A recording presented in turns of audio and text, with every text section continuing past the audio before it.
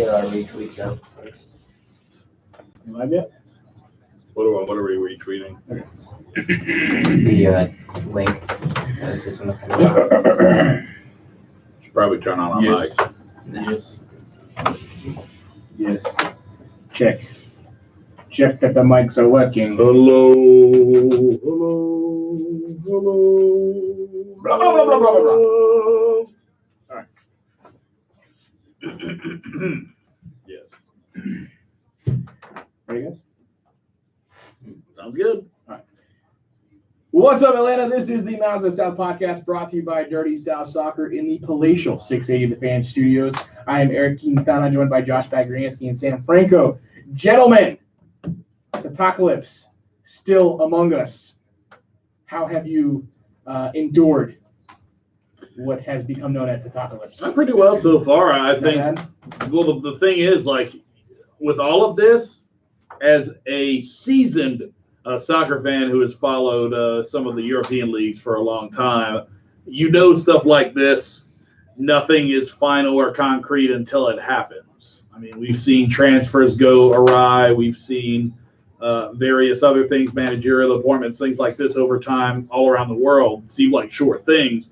And then one little thing happens here and there, and it blows up the whole process. So I think with Tata Martino, and we'll dive into this a little more here coming up in a second, but I think for now it's just, if you're an Atlanta United fan, I would invest your time and energy being more concerned with the stretch run and the team on the field than what's happening with Tata Martino, because A, we have no idea what's accurate or what's not, and B, it's just one of those things where right now, if he goes, he goes. If he doesn't, he doesn't.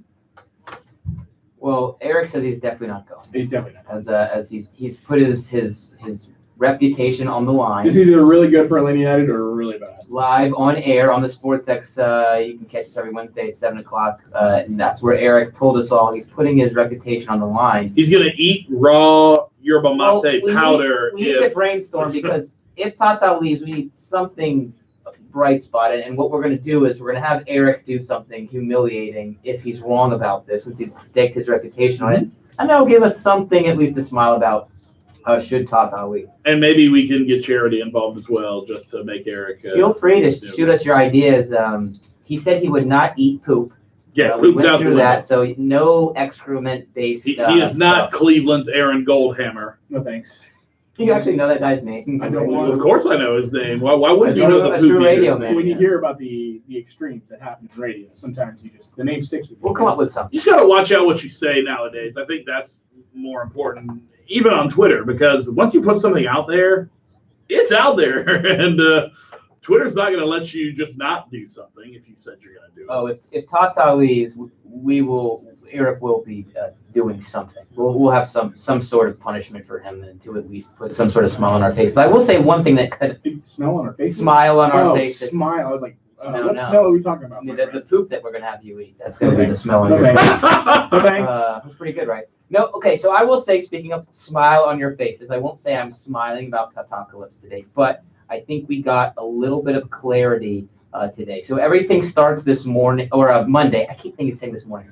It starts Monday with a report from David Medrano, reporting for Azteca Deportes. It's basically, it looked like similar to that TV show on ESPN Deportes that got the rumors kind of flowing with the sirens. Mm-hmm. That kind of type of environment. But he basically says that Martino's going. It's done. He's going to come to Atlanta on December 8th. And that's our most recent kind of hard report from a pundit, whatever you want to call him.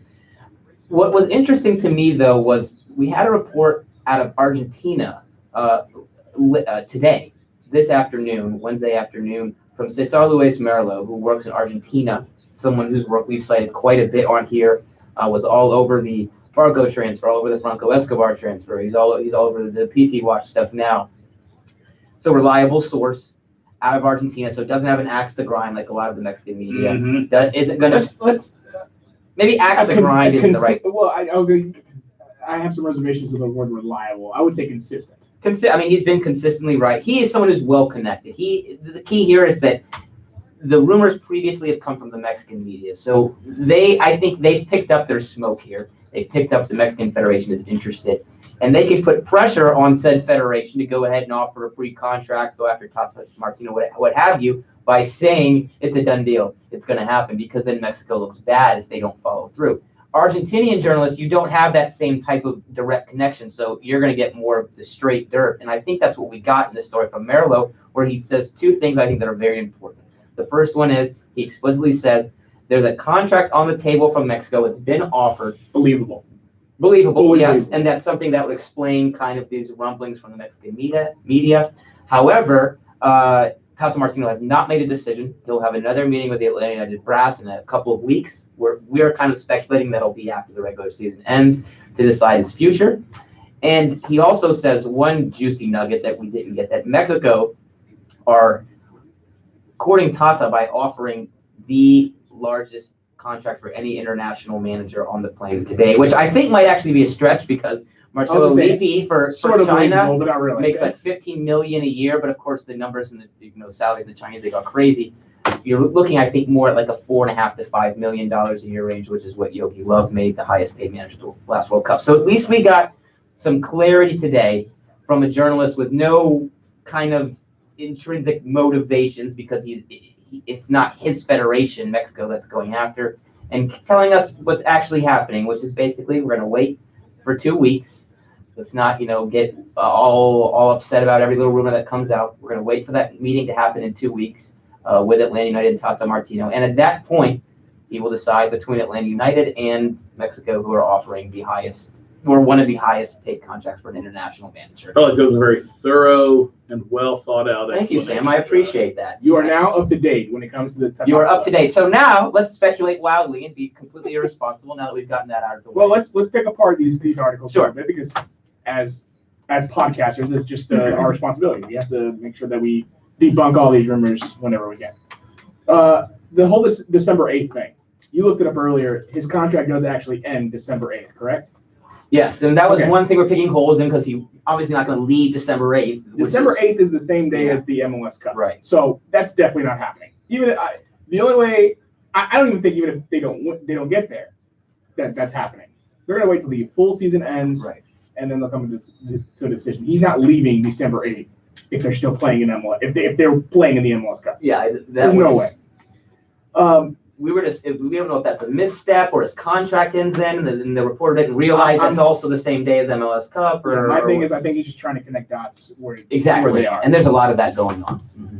Well, that's what a lot of I guess my biggest problem with all of this reporting is that a lot of it is lost in translation, or not correctly translated, or quite frankly, just the Mexican media members just getting a little too ahead of themselves in terms of the words that they're using, where they may need to use a word like offer made, or words like offer made, or contemplating, or he's going to think about it, he's not made a decision yet. They're using the wrong words to describe this, like things like done deal and then stuff like that. And like you were talking about earlier with the axe to grind, it benefits them to put pressure on Mexico to get this done. So maybe by, I don't know if I want to say erroneously reporting, but you know what I mean. Like by the way that they make these reports, maybe they feel like that'll help speed things up. I'd be interested to hear your side, Eric, because I think Sam and I are kind of in between. You're confident he's staying. I think he's staying. So you brought up the December 8th thing, but what else makes you so confident that you won't have to eat poop? Oh, or whatever we got in place. You just keep bringing this back. It's gonna be great. Watch the hashtag. No, I'm dead serious. Like just poop. No, I'm dead serious with like the just like the ground up mate like powder, that you got to like.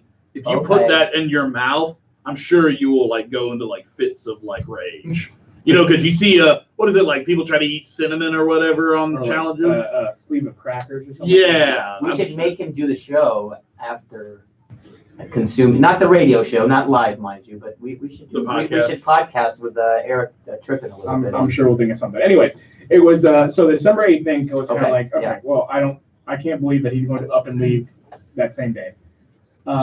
It does happen to players quite often where if they're in MLS Cup, the game is over.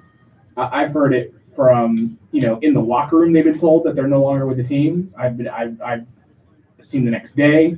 The most recent memory of that happening to me, or that happening that I heard of, was Portland versus Columbus.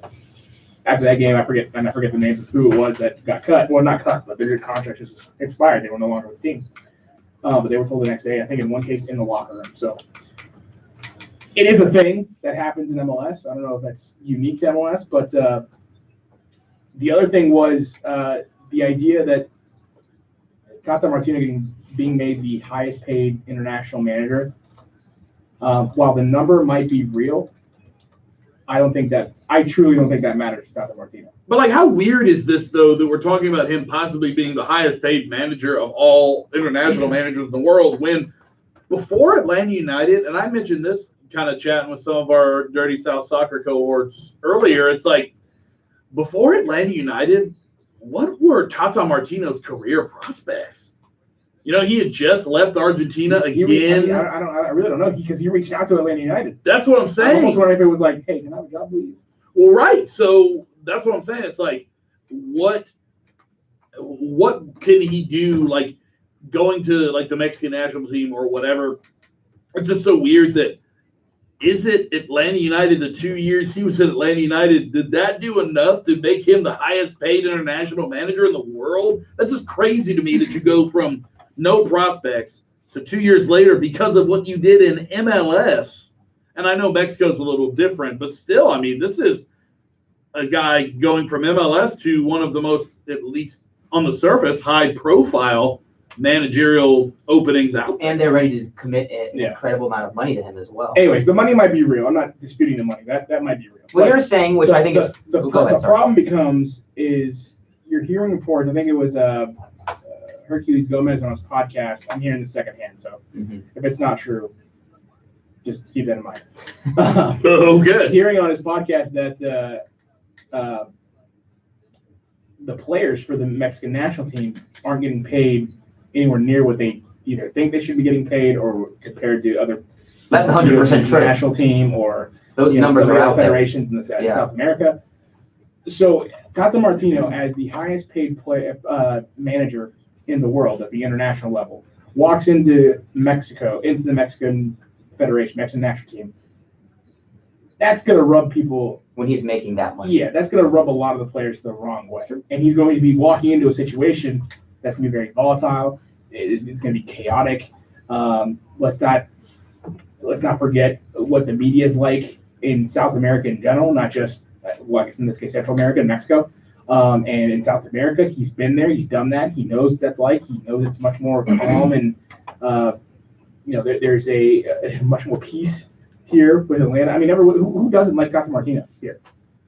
Even if you disagree with his strategy, with his philosophies or his formation or his substitution methods or patterns or whatever, no one here hates him. Not enough to affect. No one here wants him to leave. It's true.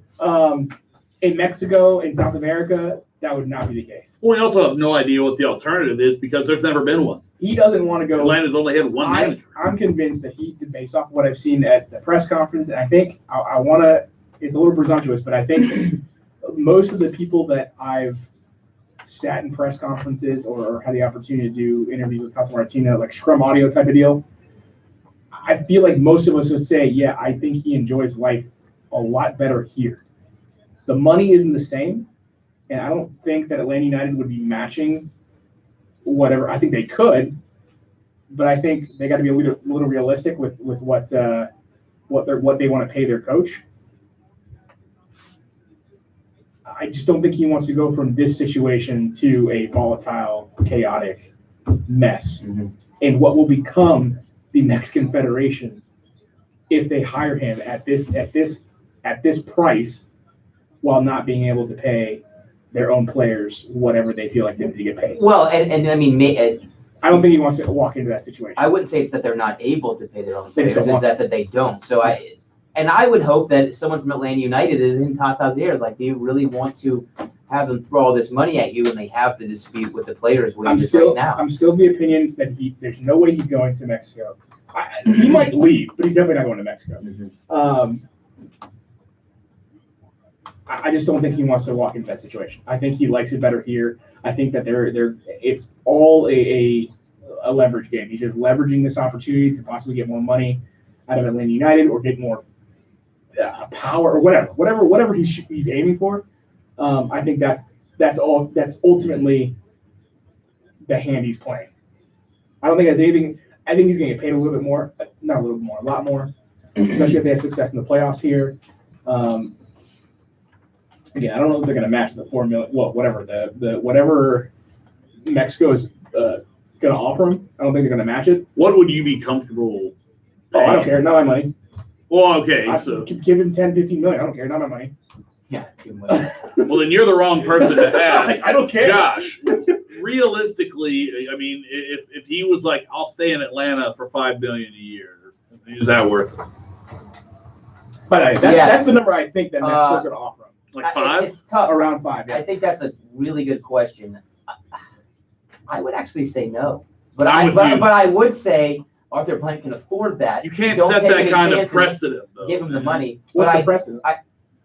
Like that a coach can just use a coach can use an international team to basically rob. Well, right, but that's the thing. Just because it happens all the time doesn't mean you want to be the club that sets the precedent to allow it to happen. More so, the problem you'd run into is whoever the next manager for Atlanta United is. Say you maintain the prestige and all that. Says, well, you're paying this guy $5 million. I want to raise. Right. So you kind of set an artificial benchmark for what your managers are going to make and what you're willing to pay.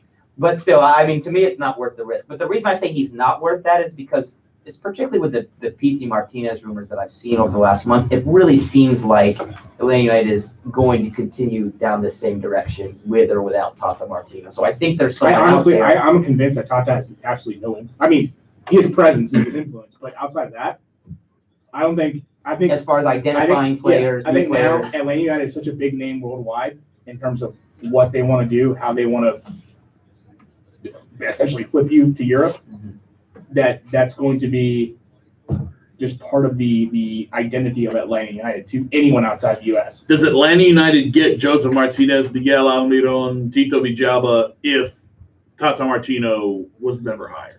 They got Tito. Well, Tito. I think Joseph was the other more two. I agree the same on the other two, but I think. Oh no, I was asking a question. I wasn't stating facts. No. I know, of course. But I would say no. Martinez and Almiron, certainly Almiron, don't come. But since that time, Atlanta United have made enough progress and a name on and off the field. You've got the training facilities. You've already got a great South American contingent in place at the club. They're not going to leave because Tata Martino goes. So I think if you make a good managerial hire, you cannot miss a beat and just keep going down this road. You can keep the pipeline to South America, maybe other places. We heard they're expanding their scouting network. So I think and a lot of it is due to Tata Martino. What the team has accomplished, the identity they've established is enough for even if he leaves, you can keep going down in the same good direction you're going down now. Okay, I was going to say, because I'm not of the opinion, I think that Atlanta United built, and I think this is basically what you're saying, Atlanta United built the club with the mindset that our coaches are going to come and go. Probably. And we're going to set this up so that we don't need to rely on the coach for players. It obviously helped massively when it comes to like Miggy, I'm sure Barco, same sort of deal. I'm trying to think who else. Nagby. I mean, Escobar, all the guys. I mean, we kind of refer to him as more of like a cheat code. Like you go to the player, you identify the player, you go to him and say, oh, by the way, here's Tata Martino on the line, who's famous in your continent. So, but you're right, Eric. I think that because I've heard from I think Barco, Escobar. I think most of the guys that came here post Tata Martino's hiring, he didn't have much involvement in their recruitment at Atlanta United. And if I'm wrong, please correct me, those of you listening. Maybe I'm wrong, but I'm pretty sure Barco said I didn't talk to Tata until after everything was official. I think Perez was the same way. I think a lot. I think Escobar was the same way. Nagby, I think, was the same way. Nagby, yes. And we also know with Almiron that Tata Martino didn't call him and say, hey, want to come play for me? He already knew they were after him, and then Tata gave him a call, close the deal. So I think he's more of the closer of, for those guys. Oh, by the way, you want to go play for this famous coach? He's not, I want this guy, and this guy. That's the infrastructure we're talking about, Eric. That's in place where they can still go identify these players, and if you make a good managerial hire. Well, that's the key, the managerial. And I think Atlanta United are in a place when you look at the names they've been linked with: Sampoli, Scalotto. If they bring in C. Schmidt, I'm going to be very upset. I want someone controversial. If Sampoli it would be great for that. I mean, what about Paolo Di Canio? He's pretty controversial. My God. He's kind of fascist, so I don't know if that would really go over very fascist, but more importantly, not a good manager. No, there's that. I forgot about that part. No point in having a discussion because Tata's not going anywhere. So. And if not, Eric, will you? No. Just send us your ideas at MOTS Podcast because we want something for the people. What do I get if I win? If Tata ends up staying, what? You look like a genius. You look like, smart, your journalistic integrity, everything. If you're going to make me eat poop. You'll be like the next Atlanta United pundit. If you're going to make me eat poop, if I'm wrong, we got to have something in return if I'm right. The reputation increase you're going to take. How about this? We'll bring them some Krispy Kremes when the hot sign's on. So there we go. We'll bring you food, okay? Real good. That's an easy one. We'll bring you food. That does not equate. I forgot Paolo Di Canio wasn't actually a good manager. That's a good Paolo point. Di Canio bought Josie Altidore for 20. I think That's right, he did. So enough said. Was that at Sunderland? Yeah. Yeah. Yeah. So that's all I really have to say about that guy as a manager. Is there any other news on Tata Martino? It was just that was it, right? Other than it looks like his daughter is the one that's going around. Interesting nugget, right? That was again in the Merlo story that his daughter was in Mexico, who gives him legal advice. I guess it's true. He doesn't have an agent, but he does have a daughter who's making the rounds or something. I don't know. And basically, he's old school. He has a lawyer and an accountant, is my understanding. So he doesn't have the agent, but it's so confusing because he doesn't have an agent. So you can't. It's so much easier when there's an agent involved because that's the person going around floating the stories to the journalists and all that. Well, in this case, I want to safely I want to assume that it's a daughter that's floating maybe so. around. Yeah, maybe so. I mean, people keep saying, if you hear sources close to Martino, maybe that's what it is. Although in this most recent batch of rumors, it seems like they're coming more so from the Mexico camp. I love how it's been narrowed down to Mexico, and that's the other thing. It's like that. First of all, I can't trust anything coming out of Mexico. I'm sorry, I can't. Because every report or quote unquote report that you've seen is sourcing a different report who is sourcing. Oh, right. No, there's only sourcing nothing. There's only one actual report today from Medrano at Azteca Deportes, but it's been retweeted and shared by so many other mediums. It looks like everybody's all over this story. But really, Mexico's going to be really disappointed when he doesn't sign with. Well, that'll be fun to watch too. That'll be fun to watch too. We'll see. But the last thing I'll say is I feel so much better today because I thought the Merlo story gave complete clarity, and we can just kind of sit back and know what's going to play out in the next couple. I don't know if it's clarity. I think it's more just accuracy. You know what I mean? Like, because we still don't know what's going to happen. So it's not necessarily a clear situation, but it's definitely one now where you're like, well, this is kind of where we thought we've been the whole time, but this guy's actually reporting it accurately. Right, with the only new news being that it's a hugely lucrative contract. Right, which is not a surprise. He's been consistent with his stuff regarding players to Atlanta United. Yeah. But one thing I will not criticize, but whatever, I'll challenge him on is it's not so much a player from Argentina or South America going to Atlanta. It's someone it's a little different, going to a different federation. So I'm sure he's got sources. I'm sure he's got his intelligence, whatever. I will say this is a little different than someone from the country you're from going. He could be wrong, but at least we know he's actually taking his best shot. He's not trying to push Mexico like all the Mexican journalists. Yeah, I'm not at all saying he's wrong. He could be 100% right, except for the December 8th thing. That just sounds. Well, we discussed it off air, Eric. Yeah, basically, Medrano, the Azteca Deportes guy. Basically, that was the one thing I was like, and said, okay, here's when the contract ends. He's coming December 8th without realizing that MLS contracts end at the drop of a hat when the season ends. Yep. All right. So the Supporter Shield race tighter than ever. Next two matches with major CCL ramifications. The CCL lead. The CCL. LA needs 1 point out of the next two games to qualify for CCL. You mean the tainted CCL player? Not the tainted CCL. The the less meaningful CCL if it doesn't come with a supporter shield, in my opinion. He walked it back a little bit. This guy's having a laugh. He's having a laugh. He's having a laugh. Look, I'll defend that to the day I die. It's going to feel a little weird going to CCL and not having a single And shirt. from a fan's perspective, you'll always remember that you got that CCL for a season that was. But if Atlanta actually United pretty go on to disappointing. win the CCL and make the Club World Cup, you know what we're Oh, not going to be thinking I don't about? care. That. No. You still deserve to be there. Yeah. But since they got the CCL race, but CCL, the supporter is- shield, yeah. obviously 66 points for Atlanta United, 65 for the Red Bulls of New York. Next two games obviously mean everything for the season. Well, in regards to trophies, the Atlanta's already going to the playoffs. But when it comes to, sorry. What the hell was that?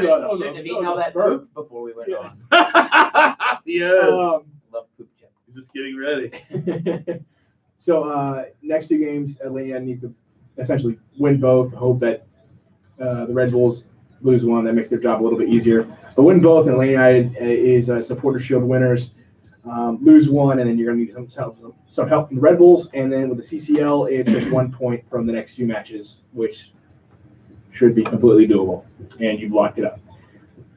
That's great for us because it makes these goals super attainable. I'm going to, at least for the rest of this season, until it's no longer a possibility, I really want both CCL, supporter shield, and CCL means a little bit less if it doesn't come with supporter shield. No, it Go ahead, make fun of me.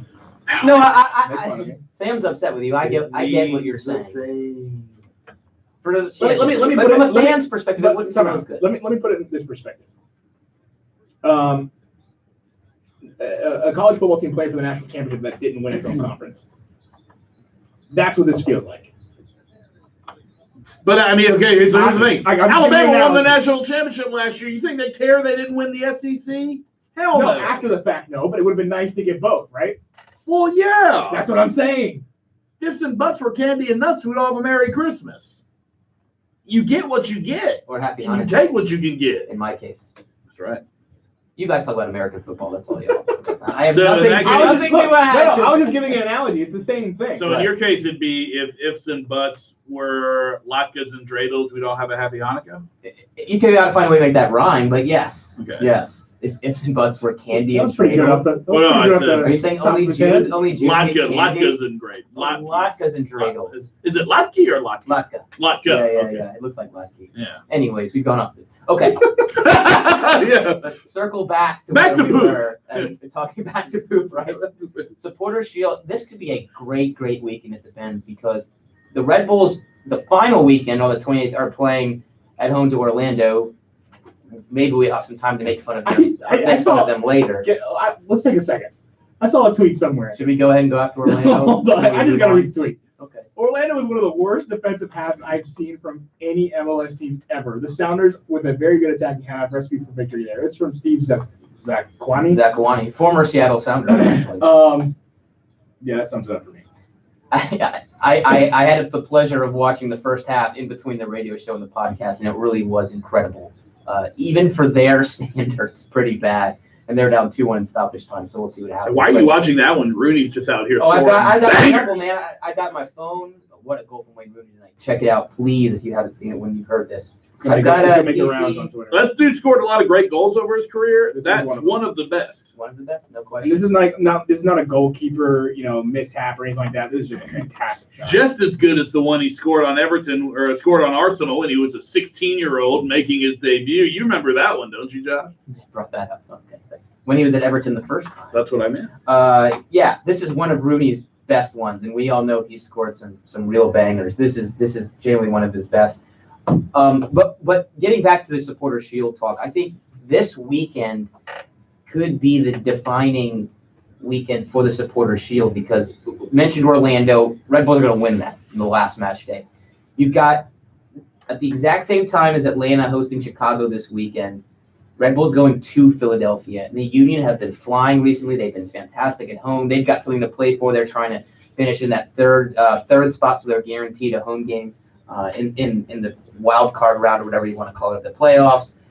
So we could very, very easily see Philadelphia get the win over the Red Bulls, Atlanta beat Chicago, and about 5 o'clock on Sunday, this is all done. Atlanta United have won the Supporter Shield. This is the weekend. If Atlanta United are not going to take full points from the last two matches, it's this Philadelphia match that's going to be their saving the grace with New York Red Bulls, because that's a really, really tough fixture for the Red Bulls this weekend. So if almost the worst case scenario is both teams win. what happens Because we have to cheer for Orlando? Because we got to cheer for Orlando, yeah. if Atlanta wins, that would put them up 4, and then a draw would put them up from Red Bulls, just for example, would put them up 3. So in that case, you're not clinched then, are you? In that case, you're not. And what's the differential difference right now? Right now, it's close. I think that Red Bulls win based off the wins. Oh, so it doesn't go straight to differential. They would be tied on wins. They're tied on wins right now. So if Atlanta United were to win this weekend, DC United draw, and then DC win the last weekend, lose. All right, what am I talking about? Red Bulls win the last weekend, Atlanta United lose, then it would come down to goal difference, which is very, very close right now. But I guess that's the point. If Atlanta United win this weekend and Red Bulls draw, all they would need is a point. Yeah, if you win and Philadelphia beats the Red Bulls in Philadelphia, which is entirely possible, Shield race is wrapped up before you go to Toronto. Although interestingly, then you could rest everyone, which would be great. Yep. Interestingly, you might be playing Toronto for the all-time regular season points total. I want that one too. Which was 69. If you've already locked up the Shield going into that game, I don't give 2 craps about that. I agree with you, Sam. It'd be very, very interesting to see what happens if you're on 69 points with the Shield clinched going into the last week against Toronto, needing a point to play set for the the all-time draw points record. Well, yeah, and then you would still set the record. So lots of possible scenarios, but I think this is you could absolutely see Atlanta United winning the Shield this weekend against the Chicago team. And we mentioned this on the radio show. You don't really know what you're going to get from this type of side because they have nothing left to play for. But they have looked a little bit better over the last couple of fixtures. A lot of guys are playing for spots for the next year. Absolutely, a lot of guys playing for their MLS careers. Right. And they've been better the last couple matches that they've gone out. You had they beat LAFC at home 3-1, which might be their best result of the season. And then last weekend, lose DC United 2-1, but they're leading that match at 1 point.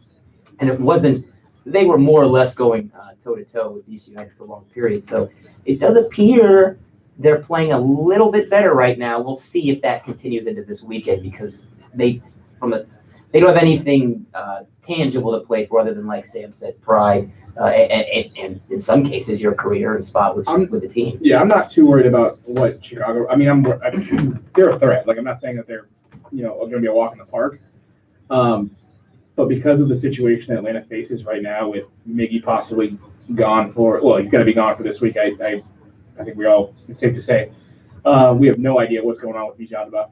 We just know he's hurt. Although interesting, I saw this on the Twitters today. There were some video clips of him getting involved in training with the team today. Okay. So we'll see. Yeah, we don't know yet, but we know he took. Point is, we definitely don't know.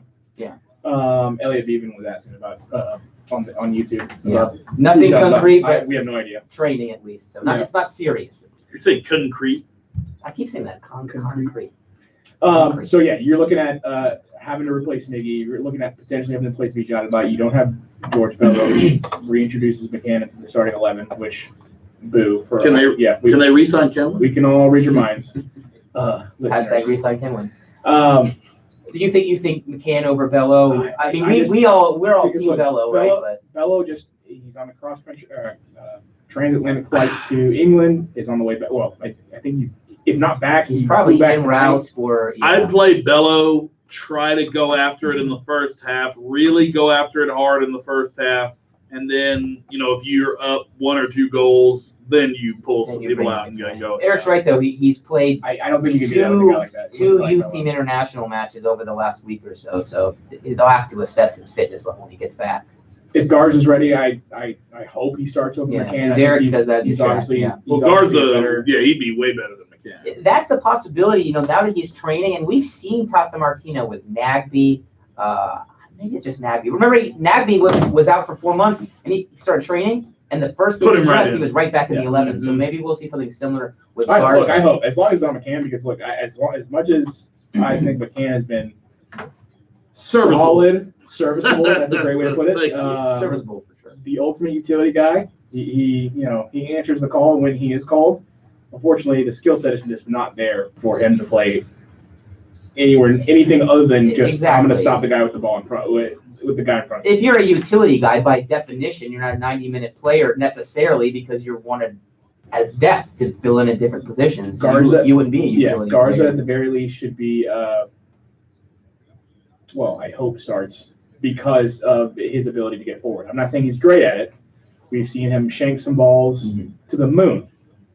But there's no question about he that. has a lot more athletic ability to get up the field, to do a lot more of the things that Bello provided you that McCann did. No question. That'd be So huge. that's the difference there. It's going to spread the field out a little bit more for whoever's filling up the middle, and that's obviously a big talking point for this next match. Is it going to be? I think it's going to push Nagby up to a role similar to what he played with Portland. Are they going to move Barco in that spot? Do they? I don't know. Do they move Bijaba to the middle, pull Carlson out to the right? There's a couple of ways you can kind of tackle this. I think the most obvious way is just kind of pushing up Nagby, and that's really it. I mean, well, in a 3-5-2, that's probably you got Escobar and Lorenowitz, so you got move. Remedi and Lorenowitz playing alongside each other as CDMs, and then depending on the formation, obviously, and then you've got Nagby right in front of them. Nagby, who at the very least isn't going to pull a Barco and try to slow up play, take his time to figure out what's in front of him. Nagby will be more of a distributor. He'll get the attack going forward a lot more so than Barco. Well, and he's so accurate with his passing, and like you said there, he's not methodical. Like he's a guy who's got kind of the same passing skill set as Almiron does in terms of very quick distribution. Yeah, he could play there in a pinch, no question about it. But if Villalba is back healthy, then it becomes much easier. Villalba not playing is the bigger concern because again, then you've got no one to really spread that part of the field. You've got that threat that he presents. You no longer have it there, obviously, and there's not a lot of players on the bench or in the roster that can really feel that can match that danger that he presents. Especially lately. Does Romario Williams not figure anywhere into the attack? Not for me. It's interesting because we've seen Vasquez in the last few weeks kind of usurp him as the backup striker. I don't know if that continues or not. Vasquez doesn't even figure in the lineup for me anymore. No, I mean, we're talking about in the 18 off the bench. I mean, I was just saying in terms of I don't know, you are a little thin in the attack with some of these guys and Villalba possibly being out and then Miggy being out, so. I don't think that. Look, Bello's proved himself. Romario has been in games, and I'm still waiting to see what actually he gives you as a player. Defense set piece as well. Vasquez, I think, is so hit and miss. It's just hot and cold. Mostly miss, in my opinion. I'm trying to think who else. Who else is? Well, the thing is, in those two guys, the only people they're going to come to the lineup for are Joseph Martinez. They're not going to play anywhere else on the field, so I don't think they're really options. The only exception is maybe.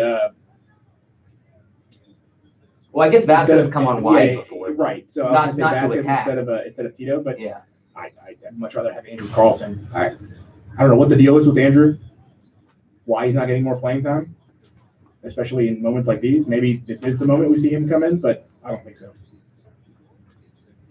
I mean, it's the weekly Andrew Carlton discussion. I mean, I'd love to see. Look, if Barco is the one that Tata decides is going to play in the middle of the field, then I'd love to see Carlton on either side. If you play 4 in the back, then you have 2. If you play 3 in the back, then Carlton's only spot is probably the free roll underneath. That's a good point, too. Without Almiron or Villalba, and I guess we still don't know 100% on Tito, but without those two, I mean, do we see the formation change?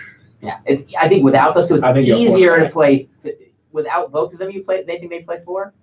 I think without Tito, you go 3. Because you still have the threat on the wing, particularly from Gressel. But that's the thing. I mean, in this game, we're not exactly sure about Tito, but we're definitely sure about Miggy. He ain't playing. Yeah, he's right. For Miggy, I don't think you change formation. If they're both gone, then I think that's the crux of everything, right? You go back. We assume that Barco is a like-for-like switch with Miggy if you're playing that kind of number 10 attacking mid-roll, which would most likely come with 4 across the back. If you play 3 across the back, you have 2 up top. So if you play 4 in the back, you're going to see Barco most likely slotting in underneath in the position Almiron's been playing. And also this position Almiron's been playing in 3-5-2 is the most advanced central midfielder, which means you have some defensive responsibilities. But if you play 3 in the back and he plays underneath Martinez, then he can do whatever he wants. He has free roll. There's a lot less pressure on him. We've kind of discussed how he struggled to fit in tactically and all that. So that's an easier spot for Barco, I think, is that free roll in the 3-5-2 underneath Martinez, because then he can kind of roam as he wants. However, if Villalba's healthy, he's been in better form. If you go 3-5-2, I think you see him in that spot instead of Barco. But that's what's going to be interesting is how does Tata replace that Almiron spot? Does he just go straight like for like and put another kind of attacking midfielder that's maybe not as effective defensively into the match with Barco? Or does he try to change things so he has maybe a more defensive-minded, most forward central mid player in like a Darlington Nagby or even a Kevin Kratz, and you put Barco further up in a free roll underneath Joseph Martinez. So that's what's going to be interesting is how does Martino react to Almiron's absence? We know it's going to have something to do with Barco sliding in. Not totally sure what his role is going to be. And whatever his role is, Barco's role, will, I think, predicate the rest of the shape, formation, tactics, what have you. No, great. So we're going to build the whole attack around a guy who doesn't want to go forward. That's not what I meant. We're not building the attack. Well, in some ways, yes, but I do think where he plays will determine where the rest of the pieces fall. Here's the thing. I think if Barco, we're talking about Barco, right? Yes. If Barco is the one that's been decided, sorry, I got to dose. I was talking for 2 Chicago months. Fire, Yeah, that's all good. If Barco is the one that Tata's going to center essentially the team around, then I think that you've been doing this for the last week and a half now, whatever it is. So he's had plenty of time in practice to kind of figure out exactly what he's being asked to do. Absolutely. It's not going to be something that he's thrown into. It's not a surprise. If it's not something he was told about, if not something that was planned, then we're going to know right away. Oh, it'll be incredibly obvious. Yeah. And I think it's certainly the former. I mean, really, we hate international breaks, especially this one right after the World Cup, where it's especially pointless. But this was a very well-timed international break. You get the extra week for Miggy to get healthy. You get the extra week for Garza to get healthy. And like you said, Eric, you get 2 weeks to acclimate Barco into what his role is going to be in the absence of Miguel Almiron. And of course, we are definitely assuming, because he's obviously not in the good graces of Tata right now. True. Having essentially seen the bench for the last 3 weeks prior to. And the fact that he was the one that came on for Miguel when he had the hamstring injury. Last Chicago Fire played was against DC United. That's a 2-1 loss to Chicago and they Fire. led in that match, as we talked about earlier. They played decently well. They set up in a 4-2-3-1. And they're one of those they teams. conceded a lot of possession. Yeah, I can't really. It's hard to figure out, and this is one of the reasons Veljko Paunovic has come under so much pressure this season. Is you can't really figure out what system they're trying to play. When you look at it, you think it's kind of a possession-based system. When you're playing the 4-2-3-1, especially the player like Dax McCarty, kind of anchoring and trying to pass out through that, but they haven't controlled a lot of possession. They've ended up kind of passing it around their own half a lot. They've struggled to penetrate, and then those guys, it's been Kappelhoff. You've seen Schweinsteiger at center back over the last month or so. They've really struggled to successfully pass the ball out of the back in a formation that's meant for kind of possession type buildup. So it's hard to tell what they even want to do. If it's the possession game, they have failed miserably at doing it this season. Absolutely miserably. What I don't want to see Atlanta get caught up in, and if it's Barco in the midfield, I think this is exactly what happens. It's this constant circulation of the ball in the final third. Right. Where there's no other movement and Chicago Fire is just pinning back. And as much as Chicago Fire doesn't really have anything to play for, they're not trying to like straight up lose the game. So they're going to try to fight you and try to get you on a counter. I don't think they have much more than, I mean, they can build from the back and everything, but it's not as crisp as they'd like it to be. Yeah, I mean, that's the reason they lost so many games. And giving up as much possession as they did to DC United, I just got a feeling that it's going to be a lot of. Yeah, it'll probably be similar to the way they sat back against DC and looked to counter. What's interesting, though, is I think, and we keep going back to that Atlanta United DC game about how Atlanta can be exposed on the counter. They have similar personnel in that you have a number 10 in Alexander Katai, who's not going to come back and play a lot of defense, but he can start the counter from all over. And then you have a goal scorer in Nemanja Nikolic that can obviously bat goals. So in that sense, if they're able to get out and counter consistently, they do have the personnel to make Atlanta United hurt the way DC United and other teams have this season. And that's something I'm not looking at. This game, I'm going to be a nervous wreck for the match. There's no way. Eric is a nervous wreck for those random matches. I mean, are you not? I mean, come on. No. But if you look, it's the last home game of the year. Crowd's going to be super jacked up for normally it. It's me that's this jacked up about a game like this. It's like, oh, this is going to be a walk in the park. And yet I'm the one that's conservative. Eric is always so scared. Dude. I remember last year before we went to Vancouver, and he was actually right. But he was like, I'm so scared of this game. I was like, dude, the song isn't Chicago's Ready. It's We Ready. That's right. There are other Chicago songs. All my worries have been relieved. Yeah. I'm just saying. All of them. I feel so much better now. We Ready. Nah, in all seriousness, I do think Atlanta is primed for this game to have a really good game. Crowd's going to be nuts.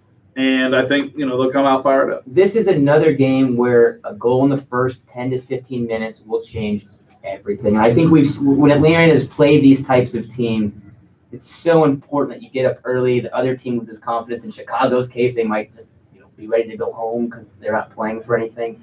But the longer you go without scoring, your confidence drops. And almost the more you dominate a match without scoring hurts you even more. And we've seen it at Atlanta United that happened to them several times this season. So I think this is a match, particularly considering that Chicago's the team that might just shut it down and have one foot out the door ready for the offseason. If you get up on them early, don't give them any reason to enjoy their football. If you do that, I think this is a walk in the park. The other concern I have, and I want to say this is the last thing we'll say about this, but the biggest concern I have is that lately Atlanta United their play has overall. This is an interesting take. Going down. It's a downward trajectory. They're not. These next 2 weeks, they need to ball out. They need to crush Chicago and Toronto for me to feel confident that they're going into the playoffs with a sense of momentum, with a sense of, all right, we are playing at our best at the right time. I don't get that sense now. That's why I'm nervous about Chicago, because as much as Atlanta United needs to win the game, it's not just win the game, it's win the game in dominant fashion. It feels like it's been like that all season, though. There have been spurts, but they haven't really ever gone on that one defining run of this is our best run. We're doing really well here. It seems like there's always been an intermittent performance where you were just kind of like, what the heck just happened? I can see that. I mean, I also think last season's team was so hit or miss that when they were hitting, it just seemed like this team has been more plodding, be able to get results. Don't play Columbus and don't play Red Bulls in the playoffs. I think Eric's take is interesting, that it's a downward trajectory. By the same token, I mean, you're extrapolating a lot from two matches, San Jose and New York Red Bulls. And you look at the match, I mean, the RSL performance was great. The Colorado performance was great. I don't take anything away from those, but what I'm looking for is just everything as a whole.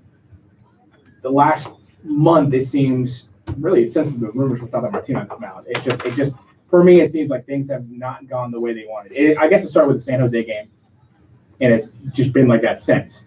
But again, it just takes 3-4 matches for all of a sudden the mentality of the locker room, the players, of the kind of the creativity to kind of essentially subside. All of a sudden, you're not making the passes you were before because this mentality of we're on this downward trajectory. And I'm sure they're not thinking this, but as fans, at least I am. Yeah. I'm looking at the game since San Jose. Even though it's a win, it still wasn't a great game. It was by any stretch of the imagination. And in this case, you're going to have to go 2 teams on the road and put up some kind of result. So you're more worried about this mythical thing that nobody's ever been able to really pin down called momentum, which some people don't think is actually a real thing.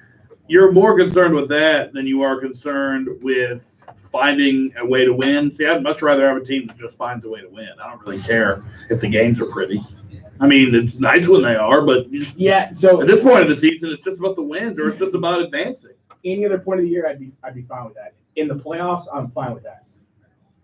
But in the playoffs, you're going to be playing against tougher opponents. You're going to be playing against teams that you haven't had great success with. So playing at the level you're playing at now makes me a little nervous because this seems like the recipe for a one and done type of playoff scenario like last year.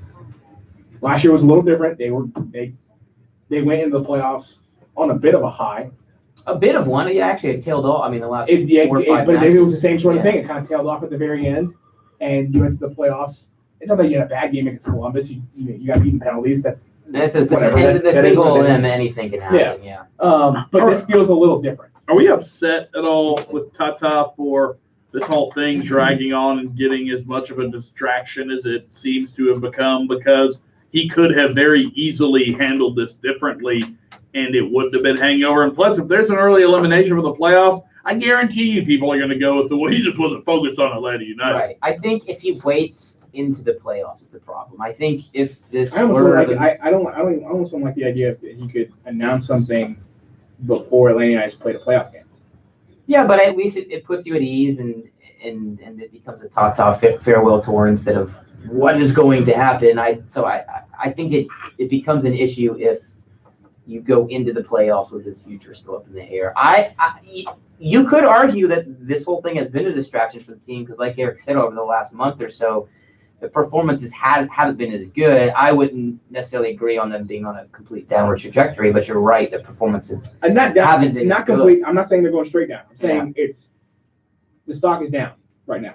It's moving down. But personally, I just say that's really just from the Red Bulls' performance. I think Atlanta United's stock is down from the sense of can they win the Eastern Conference? Well, that's the thing. It's like the thing hanging over them, and the thing that's going to hang over them until they actually beat the Red Bulls is can they beat the Red Bulls?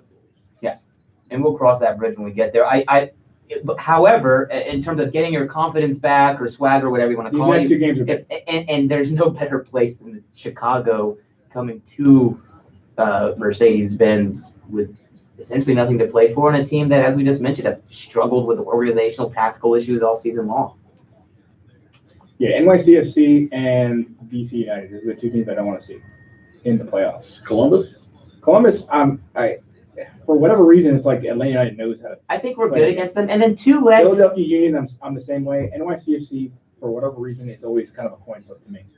NYCFC and DC United, we obviously. Those are my 2 as well. This is actually something we should discuss in the coming weeks. Is who would you least want to play in that conference? I definitely don't want to play DC United right now. The way they're going. DC United and NYCFC. Those are 2 teams I don't want to play. NYCFC is an interesting one because they're a totally different team since Patrick Vieira left. I mean, based on the results, based on the style, they haven't been the same. But that freaking field that they play on, when I look at the 2 matches Atlanta United has played there last season and this, it's awful. And that's the most that's unable I've seen Atlanta United to get into their style of play because that freaking field. And we play. Let's assume we see him in the. That's the first game we see. Semis, We're playing. They're first. Yeah. So that's a game that can easily get out of hand. That's a game that at halftime is 1-1. You look like it's going back and forth, and then by the end of the game it's 4-1 NYCFC. And then you got to come home and blast 4 goals on NYCFC just to advance. Yeah, I mean, you're not wrong. I just don't. I think people, even with DC United, are and the Red Bulls are a little bit overly frightened of these teams, especially over 2 legs, because we've seen Atlanta United are very much able to go on the road and put in that kind of pragmatic performance that you guys were just discussing, where you get a result no matter what, you defend well, and then we all know at home it's might be the best team in all of MLS. So for me, over 2 legs, I'm not as scared of DC United because I know they're going to come here and we should blast them. We should beat them. And I know that despite what happened there last time at Audi Field, I know that Atlanta United have a team that can go on the road and even if they're not at their best, grind out a result or even just lose by a goal. Yeah. So that's why I feel like in 2 legs, based on what this team, the differing paths to success that this team has shown on the road and at home, I think a 2-leg series really suits us very, very well. And I'm just not nearly as worried about DC United as everyone else is. That's just me. Yeah. That's just me. And NYCFC. Any final thoughts before we wrap it up? I am just the podcast.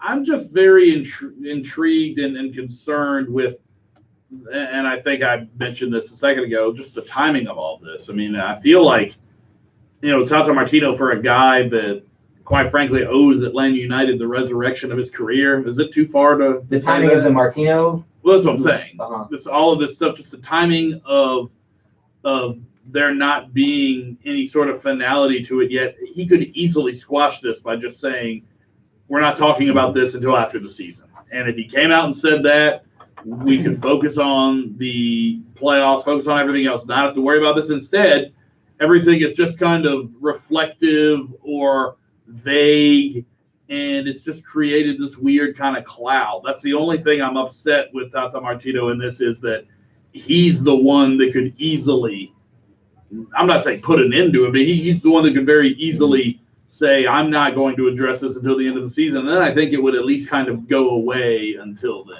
I guess my final take to kind of piggyback off what Sam is saying is that I feel way better about Tatacalypse today because we got a report finally that gave us some clarity. The reason the reports are accuracy, not clarity. Accuracy, yeah. But it tells us, I think we're going to see a decision in 2 weeks before the playoffs.